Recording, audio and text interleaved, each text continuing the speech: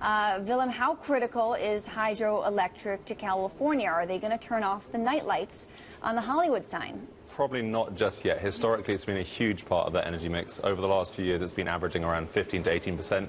This year, that may be down by half. We were up at one of the dams, one of the big reservoirs near Sacramento yesterday called the Folsom Dam, and all the levels there right now aren't too terrible. Over the next few months, as they let water out to generate power, it's not going to be filled in with snowmelt. There's been so little snow up in the Sierra that there's very, very little coming down there. And actually, what that means is that some of the operators, some of the officials there are going to be having to juggle their needs. And so I sat down with the guy that runs the power grid for the world's 8th largest economy, and I asked him about the impact of the drought on the electricity market there. Here's what he had to say. Hydro has always been an important part of the mix, and it continues to be. The drought causes derating, what we call derating in the availability of hydro. But interestingly enough, the solar has expanded so significantly in the last few years that it largely offsets, at least for system-wide capacity, our drought impact on the hydro.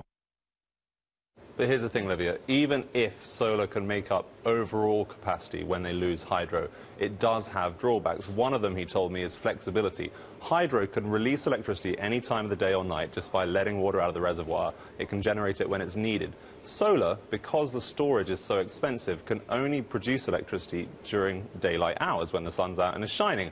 So that means that those are times where there may not be peak demand, but that's the only time the solar can deliver. The other drawback, of course, across California is that in certain local municipalities, they're very reliant on hydro.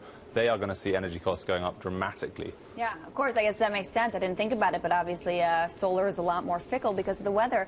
Who's going to be impacted here? Who are the main energy players? Well, you're looking at some of the utilities. They're going to see their costs rise. Luckily for them, gas prices are quite low, so they're able to replace some of this with burning their gas. And then when you look at some of these smaller towns, these municipalities, it's very complicated, the nexus between water and energy there in California. They're going to see a huge impact. Obviously, the farmers are going to be spending more money on their water, also on their energy. And then you look at some of the small hydro operators. We've been talking to them all of this week. These are guys who sell the power to the grid up in the mountains. They've spent a few $1 million.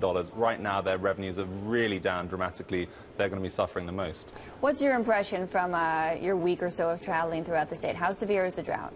It's pretty bad, and I think, I spoke to one of the chief hydrologists yesterday for the Bureau of Reclamation. They run some of the largest reservoirs there. He said that this essentially is outside of their models. The last serious drought in 1977 was the worst data point they have.